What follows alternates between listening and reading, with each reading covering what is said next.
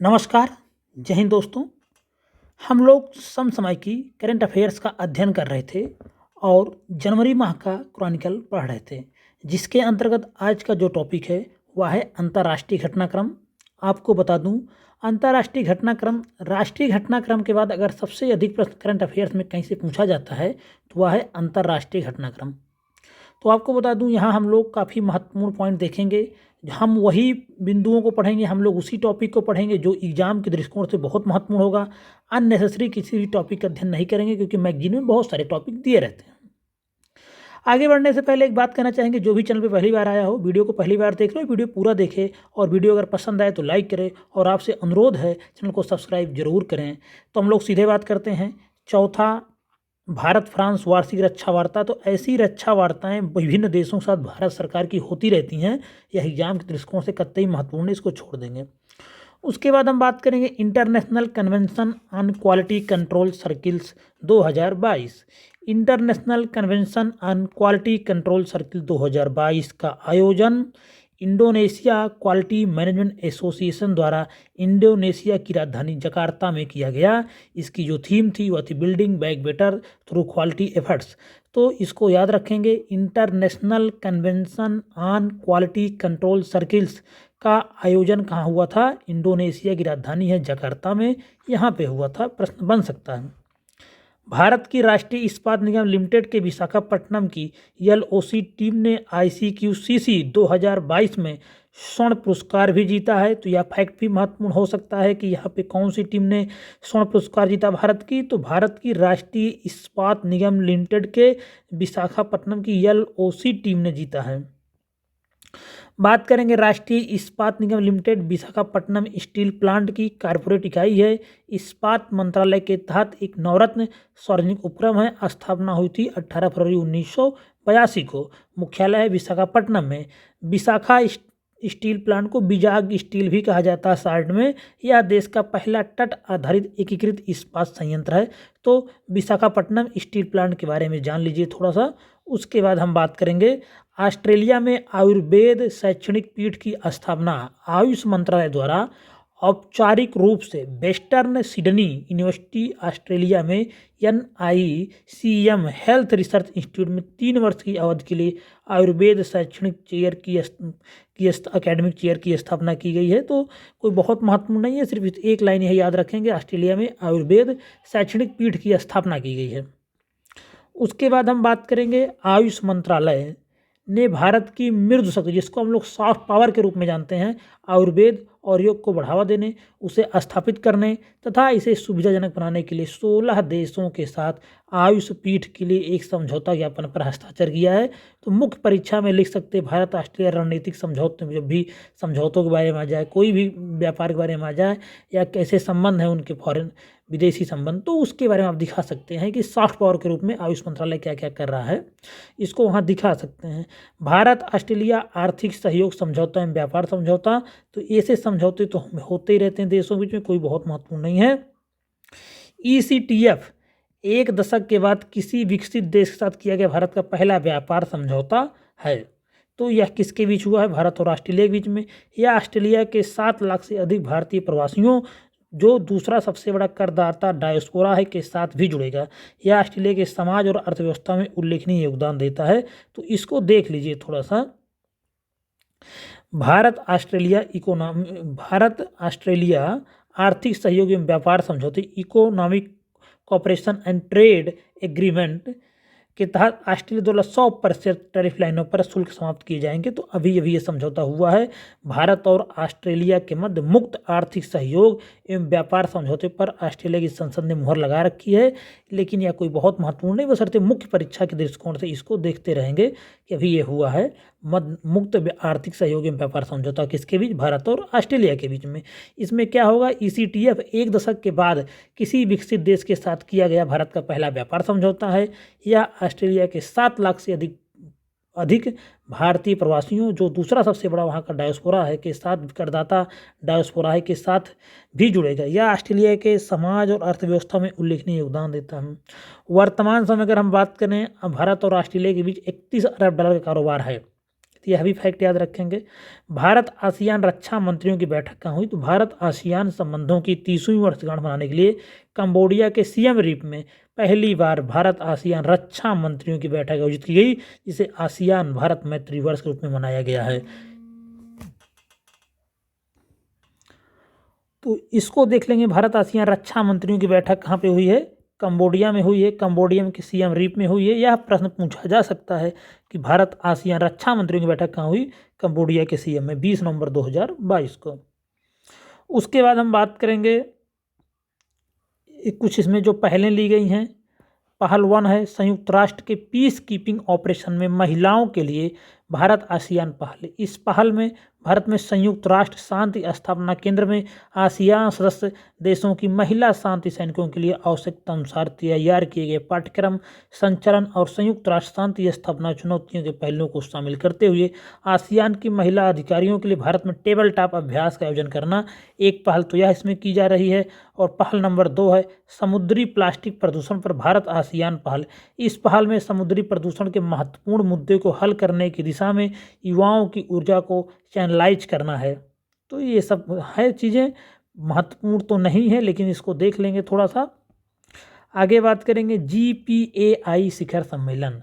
राजीव चंद्रशेखर ने जापान के टोक्यो में आयोजित कृत्रिम बुद्धिमत्ता पर वैश्विक शिखर सम्मेलन के समापन समारोह को वर्चुअली तो संबोधित किया है, लेकिन प्रश्न बन सकता है कि कृत्रिम बुद्धिमत्ता पर वैश्विक शिखर सम्मेलन कहाँ हुआ? तो यह हुआ है जापान के टोक्यो में हुआ है। याद रखेंगे, महत्वपूर्ण हो सकता है यह सम्मेलन। कौन सा? कृत्रिम बुद्धिमत्ता पर वैश्विक शिखर सम्मेलन। इस सम्मेलन में निवर्तमान परिषद अध्यक्ष फ्रांस द्वारा वर्ष 2022-23 के लिए कृत्रिम बुद्धिमत्ता पर वैश्विक भागीदारी की अध्यक्षता किसको सौंप दी गई है? भारत को सौंपी गई है। यह फैक्ट भी महत्वपूर्ण हो जाता है, तो इसको याद रखेंगे। GPI में बात करें तो कुल 25 मेंबर हैं।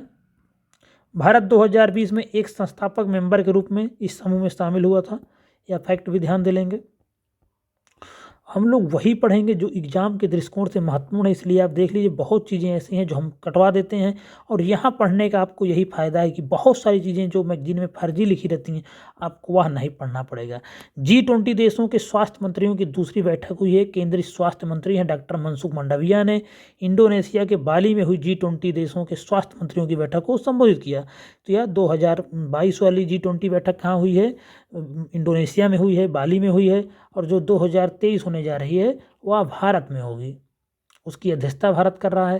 तो अभी ये जान लीजिए कि 2022 वाली कहाँ हुई है। 2022 में चाहे G20 के किसी भी ग्रुप की मीटिंग हुई होगी, सब इंडोनेशिया में ही होगी। उसके बाद बात करेंगे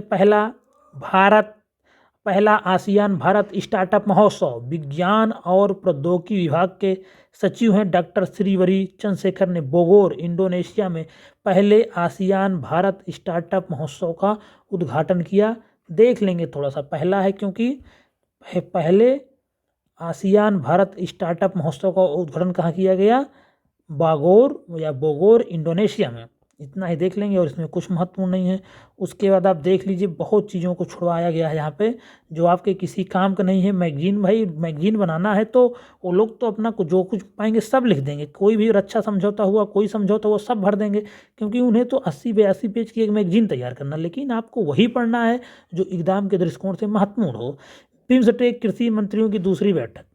बंगाल की खाड़ी बहुक्षेत्रीय तकनीकी एवं आर्थिक सहयोग उपक्रम बिम्स्टेक की दूसरी कृषि मंत्री स्तरीय बैठक भारत की मेजबानी में केंद्रीय कृषि एवं किसान कल्याण मंत्री नरेंद्र सिंह तोमर की अध्यक्षता में हुई। इस बैठक में भूटान, बांग्लादेश, नेपाल, म्यांमार, श्रीलंका और थाईलैंड के कृषि मंत्रियों ने हिस्सा लिया। तो किसकी अध्यक्षता में हुई है? याद रखेंगे, भारत की अध्यक्षता में हुई है। बिम्स्टेक के बारे में देख लेते हैं कुछ महत्वपूर्ण फैक्ट।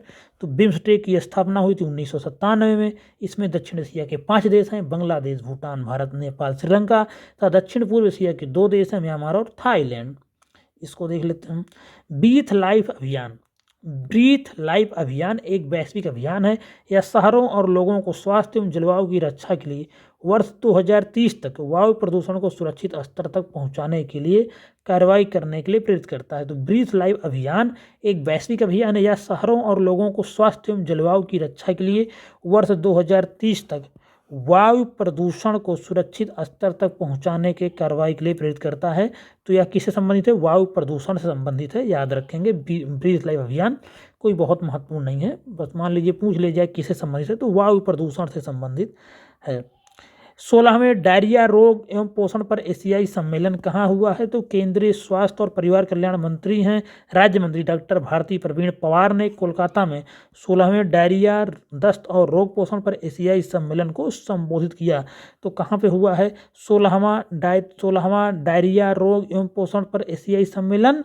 यह हुआ है कोलकाता में। इतना याद रखेंगे और इसके अलावा कुछ नहीं याद रखेंगे। मान लीजिए पूछ ही लिया जाए,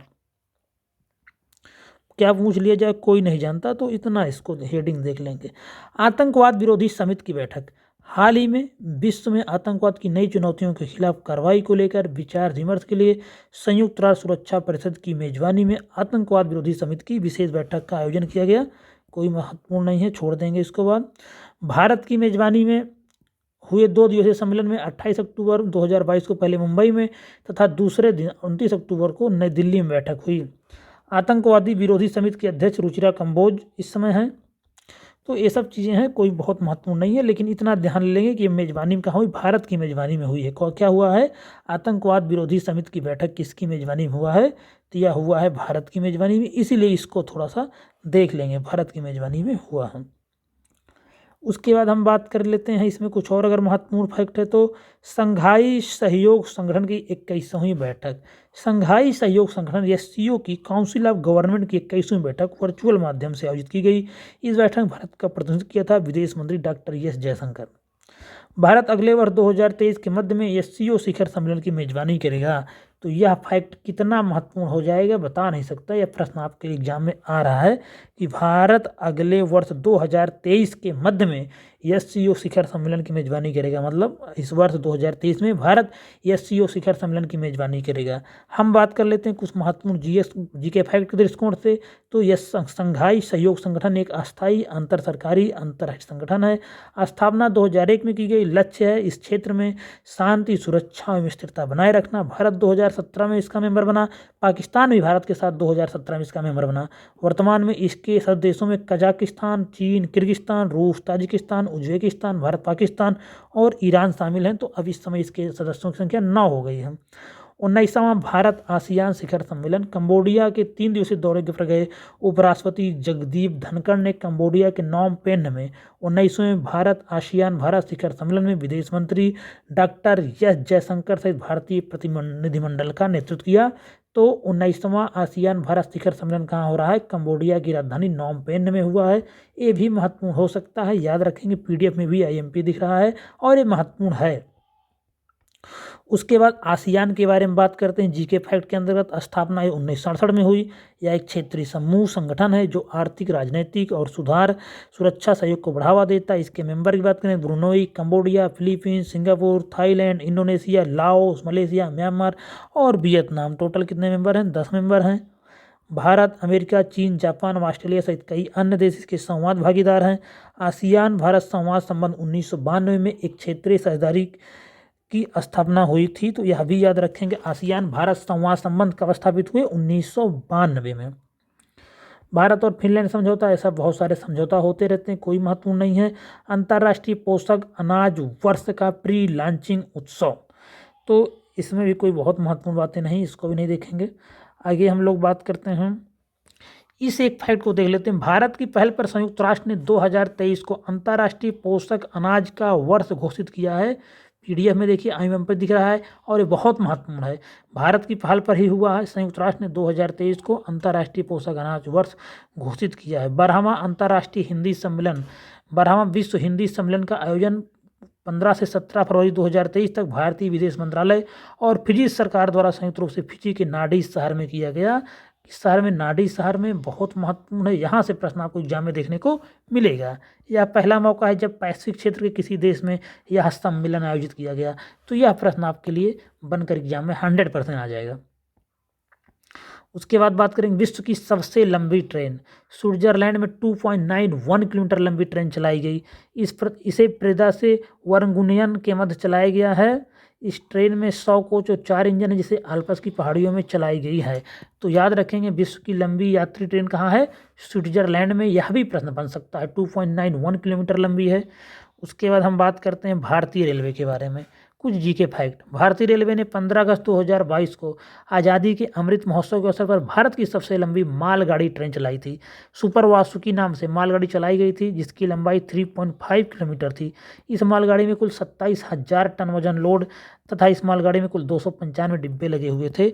तो वासुकी के बारे में जान लेंगे। भारत की सबसे लंबी मालगाड़ी है, 3.5 किलोमीटर लंबी है, 295 डिब्बे हैं इसमें। COP27 सम्मेलन अब तक जितने महत्वपूर्ण फैक्ट आपको बताएंगे उसमें सबसे महत्वपूर्ण यही है। तो 6 से 19 नवंबर 2022 के मध्य मिस्र के शर्म अल शेख में जलवायु परिवर्तन पर संयुक्त राष्ट्र फ्रेमवर्क UNFCCC की वार्षिक बैठक को conference of the party COP 27वां संयुक्त राष्ट्र जलवायु परिवर्तन आयोजित किया गया।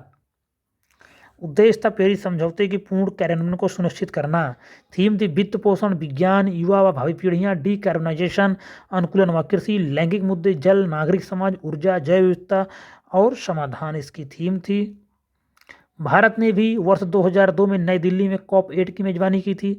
भारत संयुक्त राष्ट्र जलवायु सम्मेलन COP27 में 2070 तक शुद्ध शून्य उत्सर्जन प्राप्त करने के लिए अपना दीर्घकालिक रणनीति प्रस्तुत किया। तो COP बहुत महत्वपूर्ण हो जाता है। कुछ जीके फैक्ट देख लेते हैं। वर्तमान में जलवायु परिवर्तन पर संयुक्त राष्ट्र फ्रेमवर्क कन्वेंशन UNFCCC की स्थापना 1992 में की गई थी। इसमें 198 मेंबर हैं।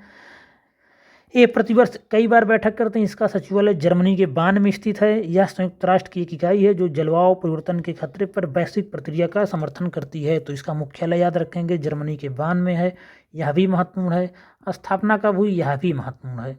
G20 शिखर सम्मेलन कहाँ पे हुआ था, तो 5 से 16 नवंबर 2022 को इंडोनेशिया के बाली में 17वां G20 शिखर सम्मेलन 2022 का आयोजन किया गया। इसकी अध्यक्षता किसने किया, इंडोनेशिया ने किया। बहुत महत्वपूर्ण है, यहाँ से भी प्रश्न आ सकता है। इसकी थीम भी देखेंगे, रिकवर टूगेदर, रिकवर स्ट्रांगर। उद्देश्य था मध्यम आय वाले देशों को शामिल करके वैश्विक वित्तीय स्थिरता को सुरक्षित करना।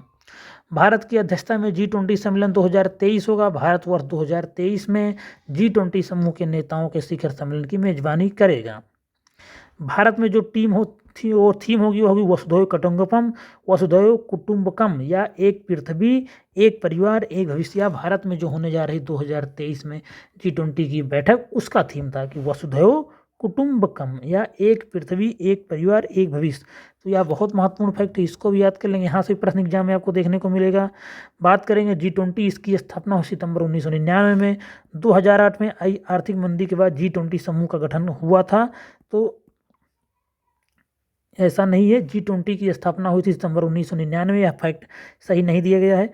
वैश्विक स्तर पर आर्थिक मामलों में सहयोग के लिए ये समूह काम करता है। G20 में 19 देश और यूरोपीय संघ शामिल हैं। तो 2008 वाली ये बात हमें समझ नहीं आ रही है, इसको काट देते हैं, बाद में इसको देखेंगे। अगर कोई भी इसमें अपडेट करना होगा तो आप कमेंट बॉक्स में कर सकते हैं। बाकी G20 की स्थापना सितंबर 1999 में हुई थी। इसी के साथ ये वीडियो अंतर्राष्ट्रीय सेगमेंट में समाप्त हो रहा है। वीडियो अगर आपको पसंद है तो उसको लाइक करें और आपसे अनुरोध है चैनल को सब्सक्राइब जरूर करें। हमने आपको जो जो महत्वपूर्ण IMP बताया है उसको आप जरूर अच्छे से कर लें, क्योंकि प्रश्न आने की सबसे अधिक संभावना वहीं से रहती है।